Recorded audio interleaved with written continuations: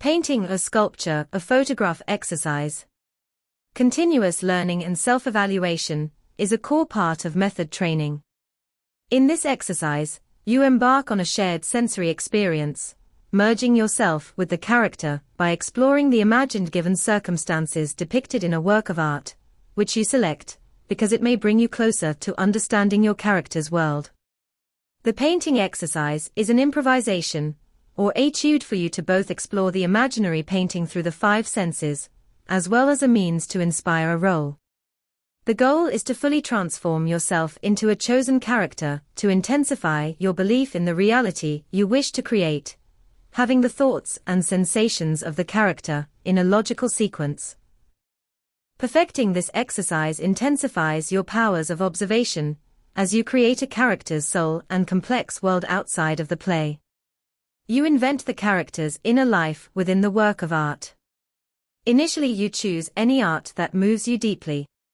After having a familiarity with the exercise, you choose works of art that inspire feelings and emotions suiting the physical and emotional qualities for a specific role or scene. If, for example, you're working on John Steinbeck's Of Mice and Men, you can absorb the sense of a migrant worker's deep hopelessness by viewing the heartrending photographs of Dorothea Lange at labor camps during the Great Depression, or study Edvard Munch's painting The Scream to help evoke a wild terror, or Pierre-Auguste Renoir's Bal du Moulin de la Galette to evoke a sense of light-hearted exuberance. However, the choice of period or style of the artwork does not have to be direct or literal. For example, you could possibly use a Jackson Pollock abstract expressionist painting for Hamlet's mental state of intensity, tension, hastiness, and contradictions. You'll be investigating the life and times of the character by searching for similar qualities, themes, tempos, and atmospheres within these paintings. It's interesting to decide what the character may have been doing within the scene in the painting, as well as what may be experienced afterward. You're part sleuth, part student of humanity, finding stories to make sense of and animate your characters' lives. The painting exercise requires that you gain an increased cultural and sensory immersion into the art world, which is essential for you to be a relevant, compelling, and dynamic artist. Kim Stanley described how she used the painting exercise in Lillian Ross's book, The Player, A Profile of an Art. Kim remarks that in the role of Lee in Anita Loos's play Shuri, she went to the Phillips Gallery in Washington, D.C., and studied Renoir's painting Boating. She said she got actual feelings about the times and the women, which she used in the part. Particularly when you are doing a part that is not of your immediate background, looking at prints of women's clothing, for example, can give a sense of the constriction of apparel and stiffness of posture. Directors determine the style for the production in regard to staging, costume, set, lighting, music. By using the painting exercise for inspiration, they can add dimension to their vision and unlock undiscovered sides of themselves to manifest in their work. Bringing the artwork to life enlivens your mind, adding textures to your characters. Entering the world of the painting is like being in a time machine, transporting yourself to an imaginary place. Exercise steps. On your first try at the exercise, choose a painting, sculpture, or photograph without any particular role in mind. Prepare by going to the museum to study a work of art of any genre or era. Choose one to which your intuition or instinct draws you and awakens an emotion, or speaks to you on a visceral level. Choose one character in the artwork to become. Study the form of the painting in great detail, observing what your character would see, smell, hear, touch, and taste, employing the same slow, concrete investigation you're learning in each of the exercises. Memorize every detail and take notes. Viewing and studying the original in the museum and observing it more than once is optimum. You can also use online art applications or digital images from museum libraries. Zoom in on people, objects, colors, nature, textures, and painting techniques, many of which might inspire you and contribute to a more complete sensory experience of the place and the event. Choosing a sculpture or non-representational work of art can be more challenging than a painting, since the setting and story will have to be imagined to a greater degree. Sculptures can be personifications of anguish or emotionalism, such as Greek sculpture, or the idealized neoclassical expressions of youth and beauty, or even more modern works, such as Giacometti, where elongated contortions and twists are subjected to your interpreted reactions. Occasionally, I'll have you work on a personal photograph with one or more people in it, which can include you to actively recreate a place or an event from your own life. Closely study the painting. The examples below give you an initial idea of the vast number of descriptive choices that are possible. Always be inventive, curious, and questioning in your thinking. As you read through the sense-by-sense examples of observations, get ideas of how to approach the exercise. While you're reading the examples, try to have a digital image that can be zoomed in and scanned over. What is seen? People, lovers in the attic, workers, praying, torturers, butchers, laborious, sea monsters, clothing, plants and animals, vistas, buildings, tools, vehicles, human activity and behavior, weather, water, food, the sea, season, machinery, fire, sky, dirt, and so on. What might be smelled? Smoke, food, blossoms, other people, waste, dirt, the sea, animals, and so on. What might be heard? Conversations, different animals, wind, waves, carts, screams, hammering, fire, whispering, arguing, wagon wheels, wind, paddling, lamenting, trees rustling, wings flapping, praying, buzzing bugs, panting, and so on. What might be touched and felt? People, plants, animals, buildings, fabrics, tools, heat, wind, air, cold, oiliness, flesh, fire, leather, water, stone, pain, and so on.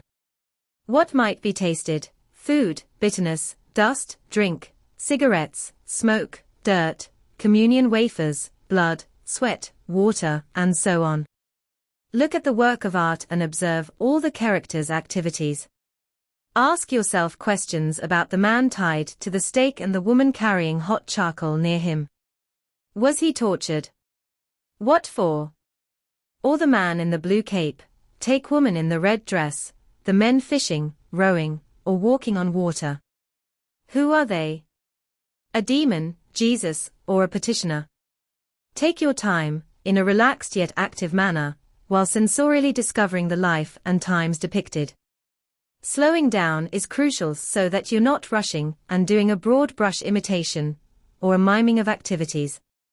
You will be shocked by how much more is achieved by working slowly and through each sense separately. You have prepared by having selected and studied the artwork, chosen the character to become, and thought about what that life might be like. Begin the exercise alone in your own private space, and don't disturb anyone else.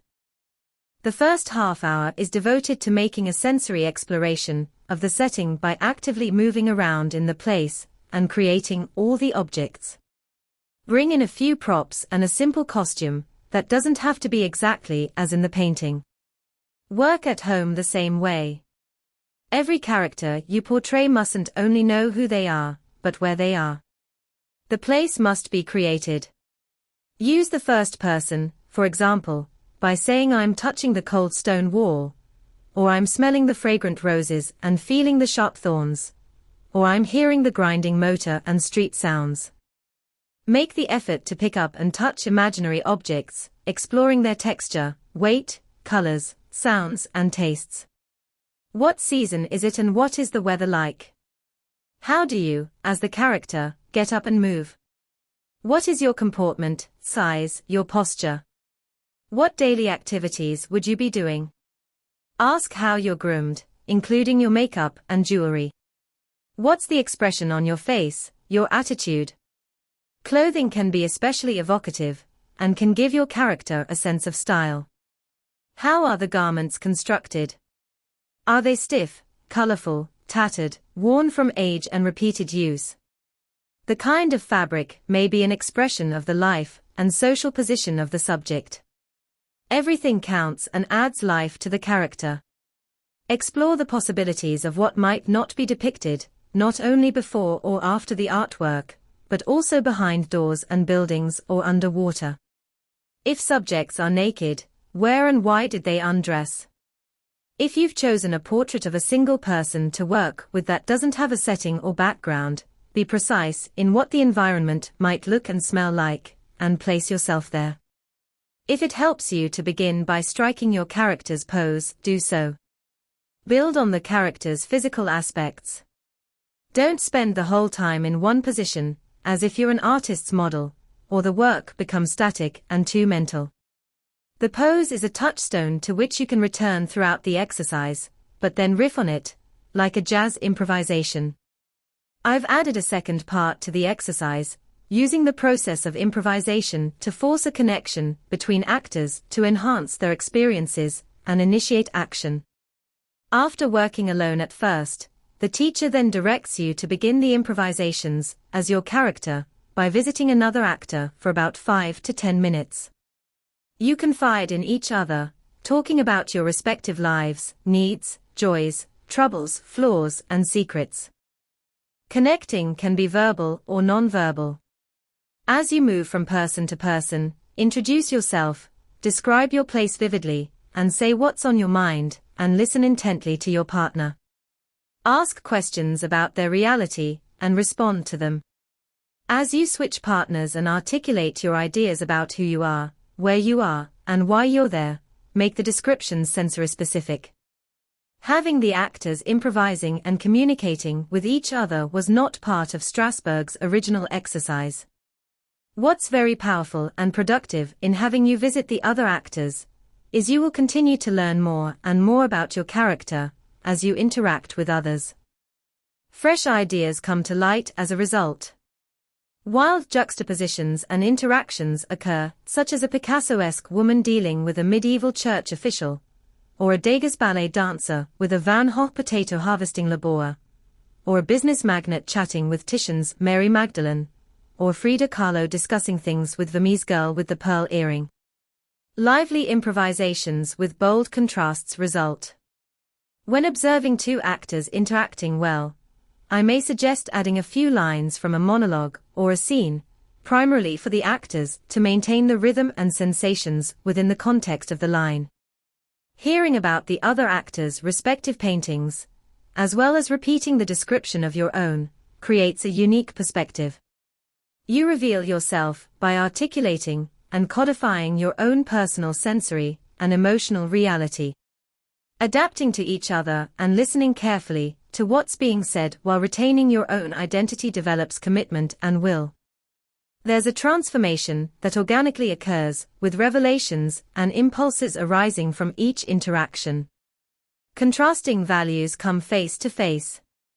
These discoveries are invaluable in clarifying and embellishing your character's narrative. Each of the retellings creates a richer personal history. Eventually, you return to your original spot and resume being alone for about another half hour, contemplating all of the new insights that can help you move forward with your characterization. You're now fully engaged and ready to add monologues or lines from a scene. You speak the words clearly, confidently, with a resonant tone and proper stage energy. Don't whisper the words. The voice is a deep personal reflection of who you are and gives the lines a force of meaning. The saying of the words is dictated by the place, the situation, and behavior. Evaluate how the interactions transformed your experience. Were you touched by people? Think about which characters you connected with and why. Who annoyed you, who loved you, and vice versa. Did your experiences deepen or evolve in your mind by the improvising, or was it distracting? Did you capture the spirit and identify the needs of the character?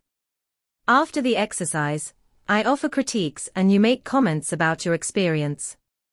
Be conscious of which particular senses or objects resulted in your having strong sensations and feelings. Notable responses and impulses should be recorded in your journal.